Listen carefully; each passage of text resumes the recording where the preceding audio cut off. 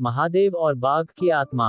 एक समय की बात है, हिमालय के जंगलों में एक तपस्वी साधु भगवान शिव की कठोर तपस्या कर रहे थे। वह इतने गहन तप में लीन थे कि उन्हें भूख प्यास, सर्दी गर्मी की परवाह नहीं थी। उनकी तपस्या से जंगल के प्राणी भी प्रभावित थे और कोई भी उन्हें परेशान नहीं करता था। लेकिन एक दिन एक भूखा बाघ उस तपस्वी की गुफा के पास आ पहुंचा। बाघ कई दिनों से भूखा था और शिकार की तलाश में भटक रहा था। जब उसने तपस्वी को देखा तो उसके मन में विचार आया कि यदि वह उन्हें खा लेगा तो उसकी भूख शांत हो जाएगी। लेकिन जैसे ही वह साधु के पास पहुंचा, साधु की दिव्यता देखकर बाघ के मन में भय और श्रद्धा उत्पन्न हो गई। उसने सोचा कि वह एक साधु की हत्या करके पाप नहीं करना चाहता।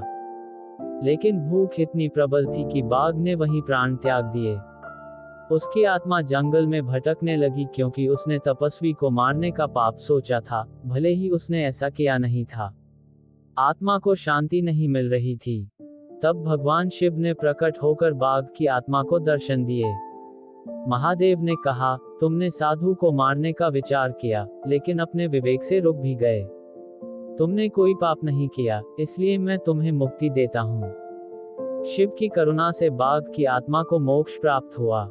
इस कथा का संदेश यह है कि भगवान शिव केवल तपस्वियों और भक्तों के ही नहीं, बल्कि सभी प्राणियों के रक्षक हैं। वे दयालु हैं और प्रत्येक प्राणी की करुण पुकार पर ध्यान देते हैं, चाहे वह मनुष्य हो या वन्य जीव।